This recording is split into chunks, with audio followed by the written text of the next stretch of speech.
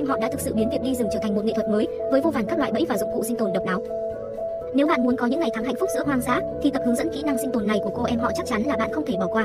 Bởi vì cô em họ không chỉ chế tạo thành công những chiếc bẫy lớn để săn các con mồi cỡ bự, mà còn có cả những chiếc bẫy nhỏ bằng tre, gỗ dành cho thể nói, không có gì là cô em họ không làm được, chỉ có điều bạn không nghĩ tới mà thôi.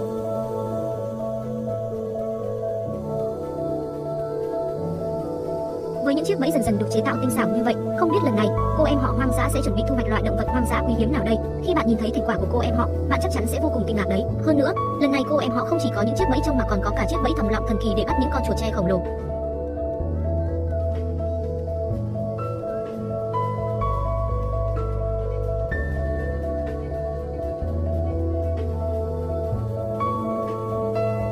Tuy nhiên, những ngày tháng hạnh phúc thường trôi qua rất nhanh, giống như cuối tuần chỉ có 2 ngày, nhưng thường có cảm giác như chỉ vừa chớp mắt đã hết cả buổi chiều rồi. Nhanh đến nỗi, chú sóc này còn chưa kịp hiểu chuyện gì đang xảy ra thì đã bị cô em họ, người vừa trở lại rừng núi, bắt đi mất rồi. Sau khi bắt được một chú sóc, cô em họ vẫn không hề ngơi nghỉ mà tiếp tục tìm kiếm và đã có một phát hiện mới trên sườn đồi đất. Cuối cùng cô còn tìm thấy một hang động. Ngay lập tức, cô em họ đã chuẩn bị đặt một chiếc bẫy ngay tại cửa hang. Cầm con dao đi rừng lên, cô em họ liền choảng một hồi, bắt đầu em họ dọn sạch cỏ dại xung quanh cửa hang, đồng thời cô còn đẽo ra một cặp rãnh hình chữ bát ở hai bên cửa hang. Ngay sau đó, cô em họ chặt thêm khá nhiều tre và gậy gỗ, rồi cố định hai cây gỗ dài lên phần rãnh chữ bát vừa tạo. Đồng thời, ở đầu xa, cô còn dùng một cọc gỗ hình chữ Y để giữ cố định cây gỗ vào đất. Bằng cách này, khi gậy gỗ được bày cong, nó sẽ có lực đàn hồi rất tốt. Sau đó, cô em họ tiếp tục bổ sung thêm ở hai bên của hai nhóm gậy gỗ, mỗi bên được thêm vào vài thanh gỗ, tạo thành hai cánh cổng lớn. Có lẽ cô em họ muốn tận dụng những cây gậy gỗ dài này để đập vào những con vật động vật hoang dã tự đi vào đúng vị trí va chạm. Đương nhiên là phải có cách dẫn dụ. Cách dẫn dụ cũng rất đơn giản, đó là dùng những thanh gỗ để che kín cửa hang lại. Cô em họ đan chéo các thanh gỗ ngắn lại, tạo ra một lối đi hẹp ở bên dưới. Hai bên của lối đi đó đều dẫn đến vị trí của những cây gậy gỗ dài. Như vậy, dù con vật hoang dã đi bên nào, một nhóm gậy gỗ dài cũng sẽ rơi xuống. Có thể nói, dù đi bên trái hay bên phải thì chúng đều bị mắc bẫy. Đương nhiên, với một thiết bị như vậy, không thể thiếu hệ thống kích hoạt. Chỉ cần dùng hai thanh gỗ ngắn cùng với một thanh tre mỏng làm điểm tựa ở phía dưới là đã có một hệ thống kích hoạt tuyệt vời. Một khi con vật hoang dã xuất hiện và chạm vào thanh tre mỏng ở phía dưới, nó sẽ kích hoạt toàn bộ cây gậy gỗ dài rơi xuống và thế là chúng sẽ bị bắt đi. Cô em họ đã làm đi làm lại loại bẫy kích hoạt này rất nhiều lần nên việc chế tạo đối với cô vô cùng thành thạo.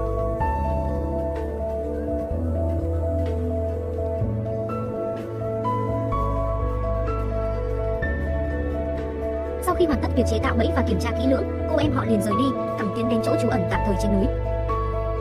Còn món ăn tối nay đương nhiên chính là chú sóc nhỏ kia rồi. Sau một đêm nghỉ ngơi thật ngon giấc, sáng sớm hôm sau, cô em họ đã thức dậy.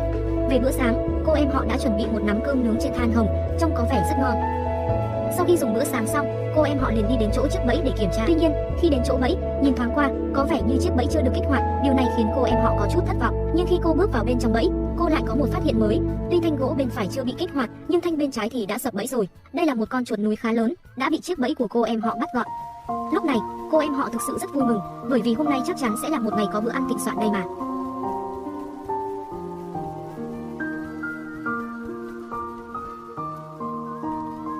Liên tiếp 2 ngày đều có thu hoạch tốt, một con sóc và một con chuột núi, nhưng kích thước của chúng nhìn chung vẫn còn khá nhỏ.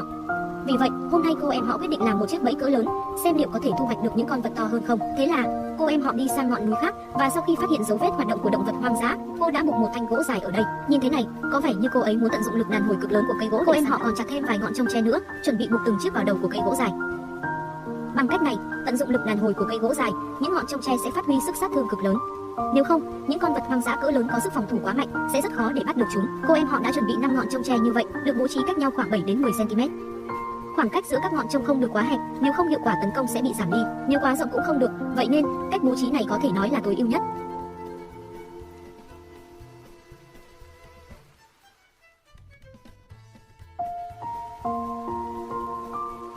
Để đảm bảo cây gỗ có lực đủ mạnh, cô em họ đã dùng hết sức mình để bày cong nó.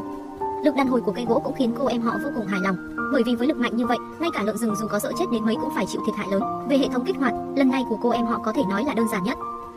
Chỉ cần dùng một thanh gỗ cố định làm trụ đỡ, ở giữa đặt một thanh tre mỏng, thanh tre này được kẹp giữa cây tre làm cổ trụ và thanh gỗ ở đầu trong tre. Còn về hiệu quả kích hoạt, nhất định phải thử nghiệm mới được. Cô em họ đã dùng một cành cây chuối để mô phỏng mục tiêu và trông có vẻ hiệu quả khá tốt.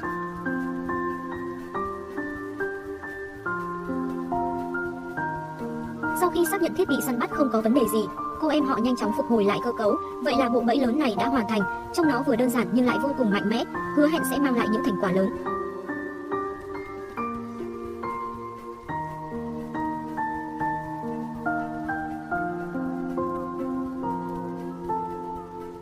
Khi rời đi, cô em họ còn có một phát hiện mới ở rừng chuối gần đó. Trên cây chuối dường như có rất nhiều quả, thế là cây chuối này liền bị cô em họ chặt đổ ngay lập tức. Tuy nhiên, lý do cô em họ chặt cây không phải vì có quả, mà là vì cô muốn lấy hoa chuối. So với những quả chuối còn xanh, hoa chuối sau khi nướng chín ăn ngon hơn rất nhiều. Đến ngày hôm sau, thời tiết phải nói là vô cùng đẹp, trời xanh mây trắng thật lộng lẫy, nhìn thôi đã thấy lòng thư thái, sảng khoái. Cô em họ cũng từ dưới chân núi đi lên đỉnh, để đến chỗ chiếc bẫy kiểm tra một lượt. Tuy nhiên, khi nhìn thấy chiếc bẫy, cô em họ đã sững sờ, bởi vì chiếc bẫy đã được kích hoạt và điều chắc chắn là nó đã đánh trúng mục tiêu, nhưng con vật hoang dã dường như đã thoát khỏi ngọn trong và chạy thoát khỏi đây. Điều này đã khiến cô em họ vô cùng thất vọng, nhưng may mắn thay, trên mặt đất vẫn còn rất nhiều dấu vết, cô em họ có thể lần theo dấu vết đó và bắt đầu tìm kiếm. Cuối cùng, quả nhiên trời không phụ lòng người, sau khi cô em họ lần theo dấu vết được hơn 100 mét, cô đã phát hiện ra con vật hoang dã đó. Nhìn từ xa, đó là một con nai to lớn, thấy vậy, cô em họ liền lao ngay đến. Chà, đây là một con nai sừng tấm siêu to khổng lồ, ít nhất cũng phải nặng 4-50 cân chứ. Quan trọng là nó dường như đã nhận cơm hộp, chết từ khá lâu rồi, nên toàn thân đã cứng đờ. Dù cô em họ có kéo lê thế nào thì con vật vẫn gần như giữ nguyên hình dạng, vì vậy việc mang nó đi rất bất tiện. Cuối cùng, cô em họ đành phải dùng cách cõng, khó khăn lắm mới cõng được con nai nặng trĩu lên lưng, rồi từ từ đứng dậy.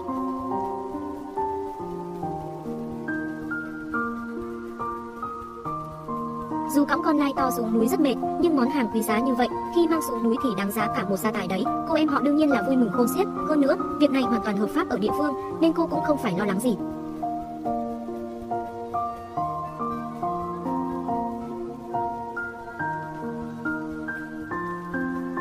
Từ đó, cô em họ nổi danh khắp các thôn làng gần xa vì đã săn được một con nai sừng tấm to lớn. Tuy nhiên, nếu muốn ăn thịt sau khi con nai đã được xử lý, hôm nay cô em họ lại lên núi, chặt rất nhiều tre. Cô định làm một chiếc bẫy thòng lọng bằng tre, xem liệu có thể thu hoạch được thứ gì tốt không. Cô em họ đầu tiên chặt một cây tre, lấy một đoạn thân rỗng, sau đó làm phẳng đầu mấu tre, rồi lại đục một lỗ ở phần cuối. Với kỹ năng dùng dao tinh xảo của cô em họ, chỉ trong chốc lát, cô đã khoét được một lỗ tròn rất đều. Cô em họ đã làm tổng cộng 2 ống tre như vậy. Ngay sau đó, cô lấy một cây tre nhỏ, ướm thử vào lỗ, rồi dùng dao đi rừng gọt giũa cẩn thận để nó vừa vặn với lỗ. Sau cùng, sau khi gọt giũa phần còn lại của cây tre nhỏ, trông nó đã vừa vặn hoàn hảo, có thể cắm thẳng vào ống tre còn lại. Sau đó, cô em họ tiếp tục khoét lỗ theo cách tương tự, nhưng lần này không phải trên cây tre lớn, mà là khoét các lỗ ở hai bên của cây tre nhỏ. Bằng cách này, một thanh gỗ mỏng có thể được kẹp vào bên trong, tạo thành hình mái vòm, sau đó được đặt vào lỗ của ống tre lớn.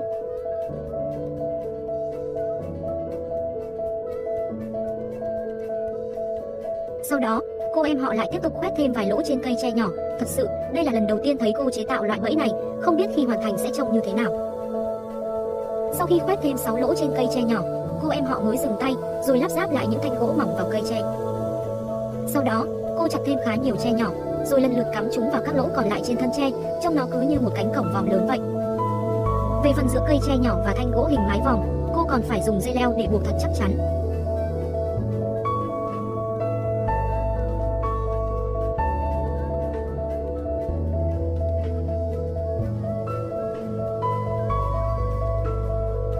Sau khi hoàn tất, cô em họ lại cầm dao đi rừng lên, vót nhọn đầu của 2 khúc tre lớn ban đầu.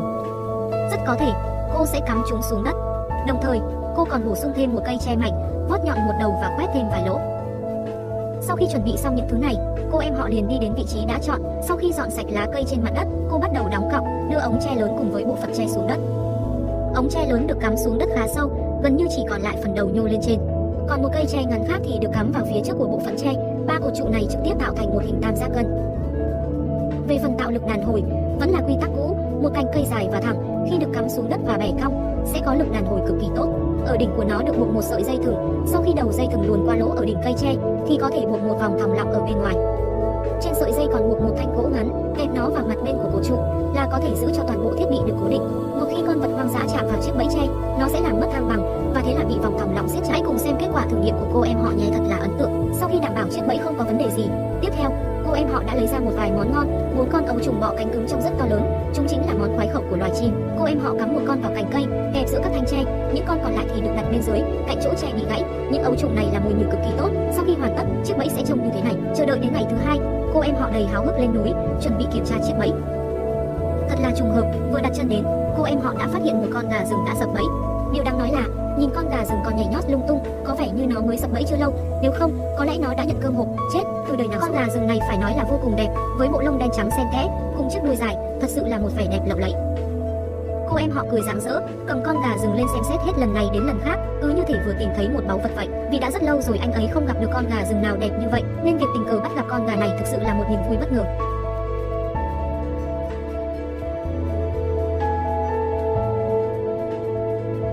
Một món hời như vậy, cô chị đương nhiên vui vẻ nhận lấy. Có được gà rừng, anh ấy liền nghĩ đến việc xuống núi, còn về kết quả thì chắc hẳn ai cũng đã rõ, vì ở khu vực đó, việc này là hợp pháp.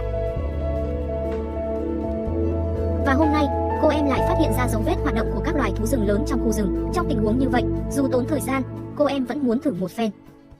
Để chế tạo một cái bẫy trong phóng lớn có độ đàn hồi, trước tiên phải tìm được một khúc gỗ dài, thẳng và có độ đàn hồi tốt, đây chính là nguồn lực chính. Sau khi xử lý xong, cô em lại chặt thêm tre, rồi dùng dao đi rừng gọt vát phần đầu tre, tạo thành 2 mũi trông sắc nhọn.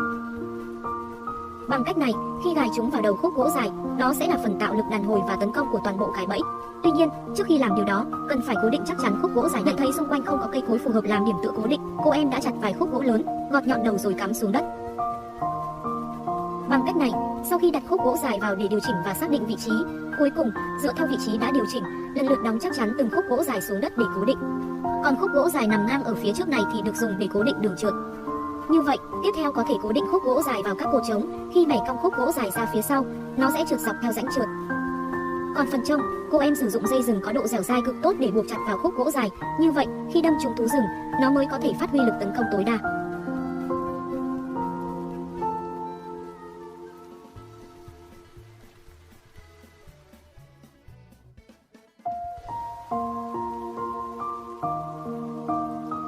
Làm xong những thứ này, tiếp theo là xử lý vấn đề về bộ phận kích hoạt.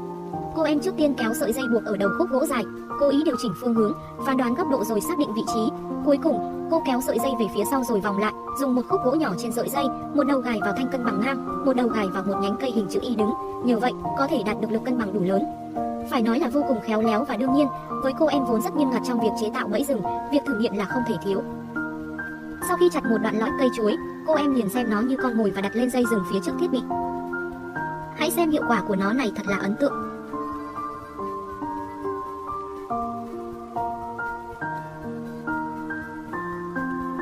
Dù chỉ có một mũi trông đâm trúng cây chuối, nhưng độ sâu của nó thật đáng sợ, xuyên thủng hoàn toàn thân cây chuối. Nếu cái này mà trúng lợn rừng, chắc lợn rừng cũng phải bỏ mạng thôi. Sau khi xong việc, cô em lại cẩn thận phục hồi lại cái bẫy, đồng thời, cô tháo bỏ những cột trống phụ trợ trong quá trình chế tạo, như vậy khả năng thú rừng chạm vào dây kích hoạt sẽ lớn hơn rất nhiều. Sau khi chắc chắn cái bẫy không có vấn đề gì, cô em mới bắt đầu xuống núi, bởi lẽ các loài thú rừng lớn hiếm khi ra ngoài vào ban ngày, và cái bẫy cũng phải đợi đến hôm sau mới có thể đến kiểm tra. Sau một đêm nghỉ ngơi thật ngon giấc, sáng hôm sau, cô em đầy háo hức lên núi, và những nỗ lực vất vả của ngày hôm qua cũng không làm cô thất vọng. Bởi vì cái bẫy trông đã đâm trúng một con nhím lớn, điều quan trọng là dường như cả 2 mũi trông đều trúng mục tiêu. Điều này khiến cô em vui mừng khôn xiết, lập tức rút những cây trông tre ra. Cuối cùng, sau một hồi vật lộn, cô cũng đã gỡ được con nhím xuống. Nhìn vào tình trạng của con nhím này, rất có thể nó đã bỏ mạng trong khoảng 3 đến 4 giờ qua. Con mồi tốt như vậy không hề nhỏ, ước tính nặng khoảng 13 đến 14 kg. Điều này khiến cô em vui sướng khôn xiết. Rốt cuộc, đã rất lâu rồi cô chưa bắt được con mồi nào chất lượng như vậy. Lần gần nhất bắt được nhím là từ rất lâu rồi ấy chứ. Có được con nhím, cô em đói bụng liền mổ thịt, nhưng lần này, cô không mang đi bán, bởi vì đã rất lâu rồi cô cũng chưa được ăn món ngon như vậy. Về đến nhà lần này, đương nhiên là phải có một bữa tiệc thịt lợn thật thịnh soạn, sảng khoái biết bao.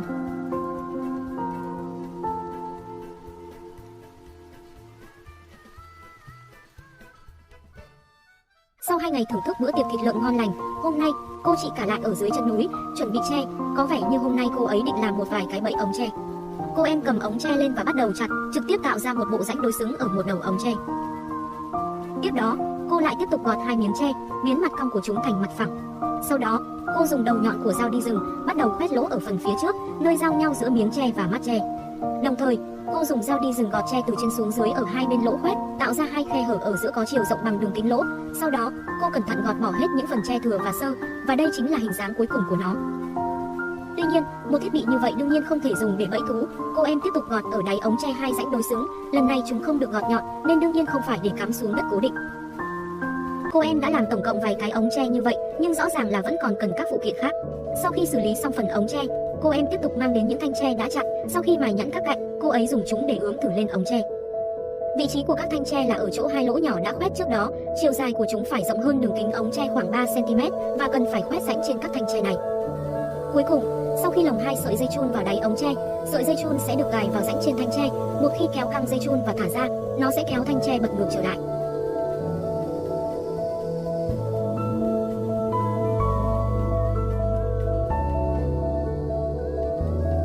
Và để cố định thanh tre, cần phải dùng thêm thanh tre mới để gài chặt nó lại. Đây chính là cái bẫy ống tre mới của cô em.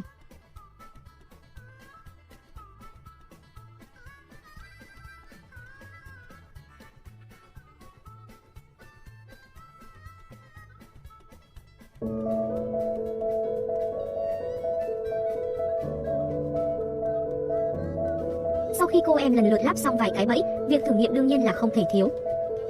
Một khi thú rừng chui vào và chạm vào thanh tre, chúng sẽ bị thanh tre ngang này kẹp lại. Phải nói rằng, hiệu quả của cái bẫy này của cô em thực sự rất tốt. Sau khi đảm bảo cái bẫy không có vấn đề gì, cô em liền mang theo những cái bẫy và bắt đầu tìm kiếm vị trí đặt bẫy.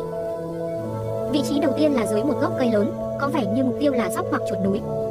Hơn nữa, để thu hút con mồi, cô em còn lấy ngô làm mồi nhử, đặt ở phía sau cái bẫy. Đương nhiên, những con vật nhỏ không hề ngốc, chúng có thể đi vòng ra sau để ăn ngô. Vì thế, cô em đã dùng thanh tre để rào ngô lại bên trong, đồng thời cô cũng đặt một ít hạt ngô ở phía trước. Giờ đây, một khi con mồi ăn hết phần ngô dễ lấy phía trước, chúng chắc chắn sẽ phải chui qua lỗ ống tre để ăn ngô phía sau và cuối cùng sẽ mắc bẫy. Phương pháp bố trí các cái bẫy đều thực hiện như vậy. Sau khi dành ra hơn 10 phút, cô em đã hoàn tất việc đặt tất cả các cái bẫy ở những vị trí này. Về đến nhà, cô em chăm sóc chu đáo cho gia đình đang đói bụng. Sau khi nghỉ ngơi một lúc, thì trời cũng đã xế chiều. Lúc này cũng là thời điểm thích hợp để kiểm tra bẫy. Khi cô em đến chỗ cái bẫy đầu tiên, cô thấy một con sóc cực lớn đã mắc bẫy, bị kẹp chặt bởi thanh tre. Và dường như nó đã bỏ mạng rồi. Cô em đương nhiên là vui vẻ lấy con sóc ra.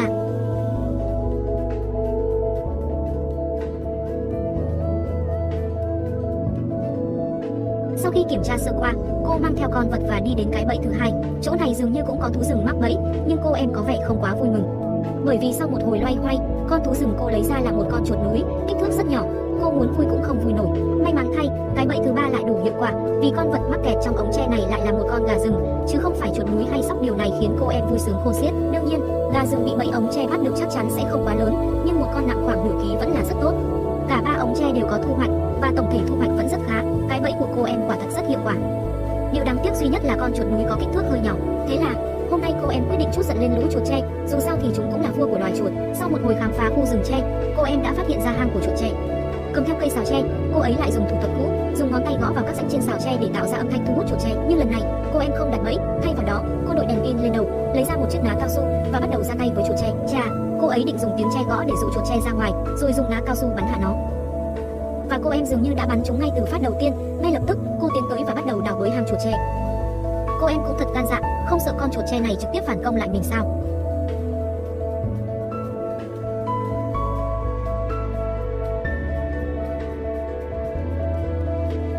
Sau khi mò mẫm một lúc trong hang chuột tre, dường như cô đã tóm được nó, rồi từ từ kéo nó ra ngoài. Và con chuột tre bên trong cũng gần như không còn sức phản kháng. Chỉ một lát sau, nó đã bị cô em kéo ra ngoài. Con chuột tre này có kích thước khá tốt, nặng cơ bản hơn 1,5 kg. Trong số những con chuột tre cô em bắt được thì nó cũng thuộc loại khá.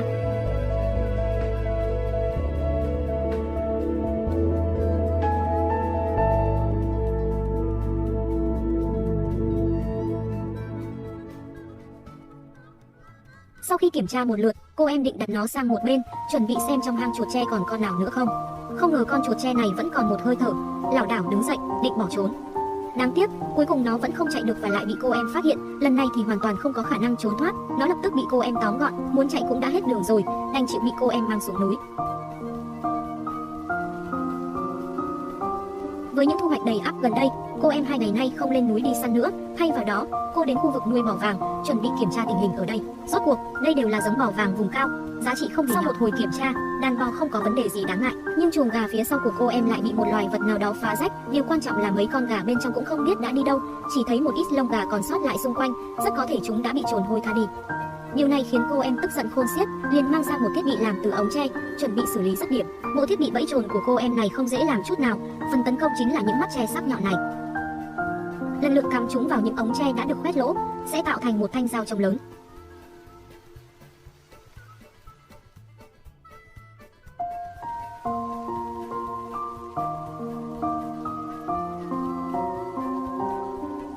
Thanh dao trông lớn này có thể trực tiếp gài vào ống tre lớn, sau đó, ở cuối ống, gài một rãnh có 2 lỗ.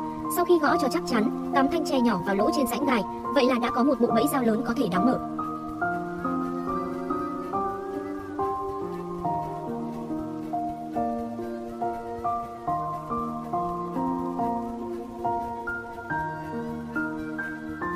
Tuy nhiên, với cái bẫy như thế này, vẫn cần phải tạo ra bộ phận kích. Để làm điều này, cô em đã chuẩn bị xong xuôi, rồi mang theo những cái bẫy này đến vị trí chuồng gà bị phá trước đó. Sau đó, cô đánh dấu xung quanh chuồng gà để xác định vị trí lắp đặt. Tiếp đó, cô lấy ra chiếc xẻng, đào những lỗ lắp đặt trên mặt đất. Như vậy, một đầu của thanh tre lớn thuộc cái bẫy dao sẽ được cắm vào.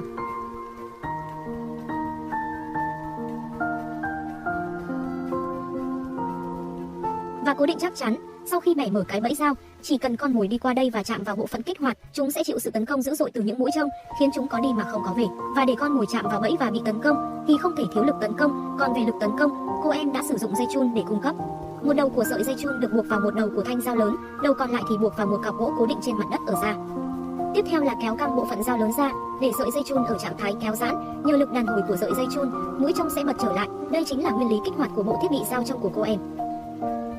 Đương nhiên, có nguyên lý rồi, chỉ cần kéo mũi trông ra, rồi gài một thanh tre vào giữa. Một khi thú rừng muốn vào chuồng gà, chúng sẽ chạm vào bẫy, khiến mũi trông bật trở lại và giữ chặt con vật.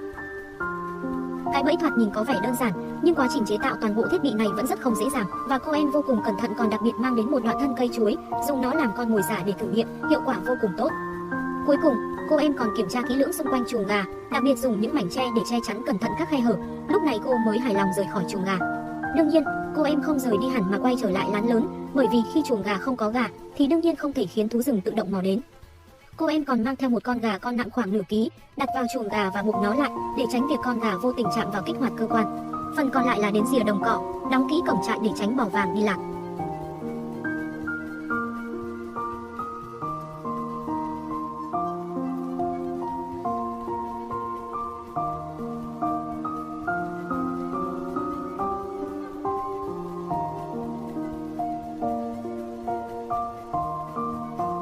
Thời gian nhanh chóng đến ngày thứ hai, sáng sớm, cô em ăn một quả chuối làm bữa sáng.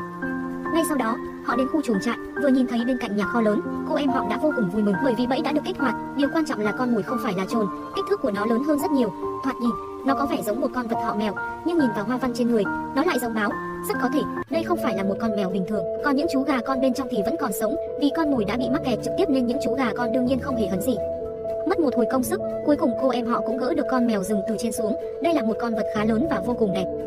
Phải nói rằng, thành quả hôm nay của cô em họ thật sự tuyệt vời. Mèo rừng là một món hời, cô ấy dù tiếc nuối không muốn giữ lại nhưng vẫn quyết định mang đi bán. Và thế là, hôm nay cô em họ đã chuẩn bị sẵn sàng để có một bữa ăn thịnh soạn. Ngay từ sáng sớm, cô ấy đã lên rừng tre trên núi và bắt đầu tìm kiếm bên trong. Cứ theo nhịp độ này, xem ra cô ấy đã nhắm đến những con chuột tre lớn, bởi vì ở Đông Nam Á, chuột tre lớn được coi là đặc sản thượng hạng. Một hơn nữa, cô em họ cũng vô cùng may mắn. Cô nhanh chóng phát hiện ra một đống đất do chuột tre đào lên, và sau khi dùng dao dựa kiểm tra, cô đã tìm thấy vị trí chính xác của hang chuột tre. Ban đầu, cô em họ định mang theo bộ bẫy bắt mèo rừng từ hôm qua, tuy nhiên, vì lo lắng còn có loài vật khác đến trộm gà, cô ấy đành để bẫy lại ở chuồng gà. Thế nhưng, trong rừng núi cây cối rậm rạp, những thanh gỗ mảnh dài thì có bao nhiêu cũng có. Còn việc làm dây thì cũng rất đơn giản, chỉ cần bóc những dải vỏ cây dài xuống, lớp bên trong của những vỏ cây này mềm dẻo, độ bền cực tốt, là vật liệu tuyệt vời để làm dây thừng đơn giản. Đặc biệt, khi tước chúng thành từng sợi nhỏ và sau đó dùng 3 sợi vỏ cây đan xen vào nhau, chúng ta sẽ có được một sợi dây chắc chắn. Những thao tác này đối với cô em họ thì vô cùng đơn giản, chẳng mấy chốc, một sợi dây thừng chắc chắn đã được cô ấy hoàn thành trong tay.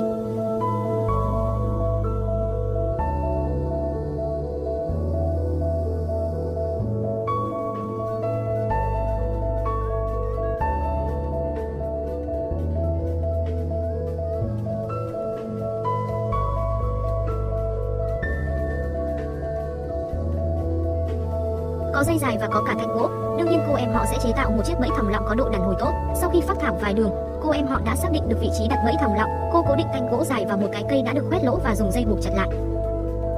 Tiếp theo, cô buộc sợi dây mảnh vào đầu thanh gỗ. Khi kéo sợi dây xuống, thanh gỗ sẽ bị uốn cong, tạo ra lực đàn hồi kéo ngược lại để siết chặt chuột tre. Tuy nhiên, lúc này, cô còn cần phải dọn dẹp kỹ càng miệng hang chuột tre, tạo ra một không gian phù hợp để bố trí bẫy. Sau một hồi đào bới, cô em họ đã khai thông miệng hang và bố trí một thanh gỗ hình chữ U ở phía trước, dùng làm thiết bị cân bằng sau này. Ở phía trên miệng hang chuột tre, cô em họ dùng dao dựa bắt đầu khoét lỗ. Sau một hồi nỗ lực không ngừng, cuối cùng cô cũng khoét được 2 lỗ. Mục đích của 2 lỗ này là để luồn dây. Sau khi luồn dây qua và buộc chặt lại với nhau, nó sẽ tạo thành một thòng lọng bên trong miệng hang chuột tre. Cơ chế kích hoạt là một thanh gỗ được gắn trên sợi dây ở miệng hang, sau đó được kẹp vào thanh tre hình chữ U. Một khi con vật hoang dã chạm vào nó, thiết bị đàn hồi sẽ được kích hoạt, thòng lọng ở miệng hang chuột tre sẽ siết chặt, trực tiếp giữ lấy con chuột tre. Đây chính là nguyên lý hoạt động của bẫy thòng lọng do cô em họ chế tạo. Phải công nhận rằng, mỗi chiếc bẫy cô ấy làm ra đều thể hiện sự khéo léo và kỹ thuật cao, thực sự vô cùng hiệu quả.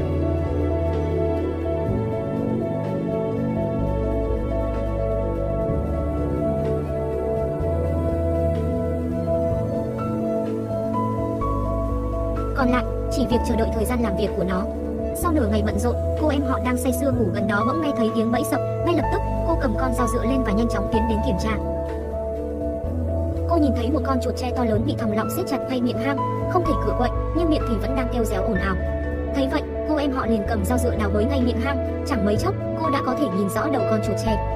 Lúc này, con chuột tre bị thòng lọng siết chặt nên hoàn toàn không thể chống cự, nó chỉ còn cách cố gắng giằng co về phía sau, hòng không bị cô em họ kéo ra khỏi hang. Nhưng trong tình cảnh bị thòng lọng siết chặt, con chuột tre lớn làm sao có thể thoát được sau một hồi chống cự. Cuối cùng, không ngoài dự đoán, nó đã bị cô em họ lôi ra ngoài ngay lập tức. Con chuột tre lớn này không hề nhỏ, có lẽ phải nặng khoảng 3 cân, đây quả là một con vật to lớn. Thấy cảnh tượng này, cô em họ cũng rất vui mừng, dù sao thì đã khá lâu rồi cô không bắt được một con vật lớn đến vậy. Quả thực, vận may của cô ấy hôm nay. Sau khi vui vẻ kiểm tra một lượt, cô em họ nhìn mà chảy cả nước dãi, chắc hẳn hôm nay lại là một ngày được ăn uống thỏa thích rồi.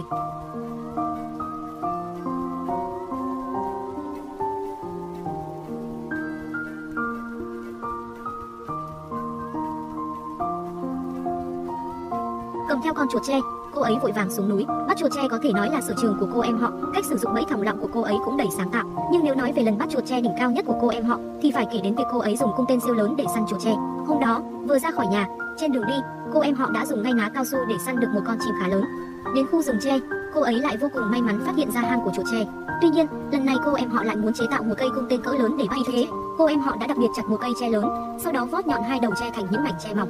Làm như vậy, khi uốn cong, nó sẽ có độ đàn hồi cực tốt, còn phần giữa của thân tre thì cần phải khá dày dặn. Đây là một điểm cực kỳ quan trọng trong việc chế tạo cây cung. Với con dao dựa trong tay, cô em họ làm việc thoăn thoắt, chưa đầy 10 phút, cô đã xử lý xong phần thân cung. Chỉ cần nhìn vào độ dài là đủ biết cây cung tên mà cô em họ chuẩn bị chế tạo có kích thước khổng lồ đến mức nào. Hơn nữa, vì cây cung rất lớn nên phần đỡ mũi tên đương nhiên cần một đường dẫn ổn định. Vì vậy, cô em họ lại khoét một lỗ ở giữa thân tre lớn, dùng làm chỗ đặt mũi tên cho cung.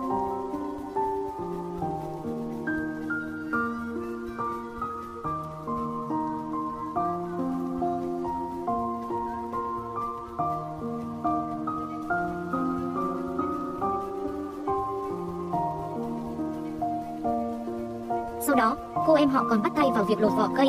Sau khi đốn hạ một cái cây, cô ấy lột lấy vỏ để chuẩn bị làm dây cung. Tất nhiên, cách làm dây cung cũng tương tự như cách làm dây thừng trước đó. Tuy nhiên, độ dày của dây cung này phải lớn hơn nhiều so với dây dùng cho bẫy thòng lọng. Bởi vì cây cung đã rất lớn rồi, sau khi buộc dây vào hai cành cung và cũng buộc vỏ cây vào hai đầu cung, một cây cung siêu lớn đã hoàn thành. Còn về mũi tên thì đơn giản nhất, những thanh tre mỏng được vót nhọn chính là những mũi tên tuyệt vời. Hãy nhìn cây cung tên siêu lớn này xem, đúng là tuyệt vời ông mặt trời. Không biết con chuột tre đen đủi nào sẽ phải lãnh chọn mũi tên này. Cuối cùng, khi đến miệng hang chuột, cô em họ đã dọn dẹp kỹ càng. Sau đó, cô buộc cây cung tên vào một thân tre ngay miệng hang. Việc này chẳng khác nào lắp đặt một khẩu đại bác ngay trước cửa nhà chuột. Vậy phải nói rằng, cô em họ có rất nhiều mánh khóe khi đi rừng. Với cây cung tên thế này, đừng nói là chuột tre, ngay cả hổ nhìn thấy cũng phải nhanh chân mà chạy. Để dụ chuột tre ra ngoài, cô em họ còn mang đến một thanh tre có khắc rãnh, cắm vào miệng hang và dùng tay kéo, tạo ra âm thanh như tiếng gọi mời gọi chuột tre. Con chuột tre non ngây thơ cứ ngỡ là cô chuột tre hàng xóm sang chơi, vừa ló đầu ra ngoài nhìn thì lập tức bị mũi tên của cô em họ bắn trúng một cách chính xác. Sau đó, cô em họ rút dao dựa ra, bắt đầu đào bới miệng hang. Cuối cùng, cô đã thành công lôi con chuột tre lớn ra ngoài. Nhìn con chuột tre này xem, nó thật sự khổng lồ, điều đó khiến cô em họ vui mừng khôn xiết, bởi vì với kích thước này, nó có lẽ nặng ít nhất 4 cân, xứng đáng là một con chuột tre vua hàng cực phẩm. Không cần nói đâu xa, kỹ năng sinh tồn hoang dã của ai giỏi nhất, cứ nhìn cô em họ, nước hoàng quá đỉnh, thật sự quá đỉnh. Thôi, đi làm thôi. Tạm biệt.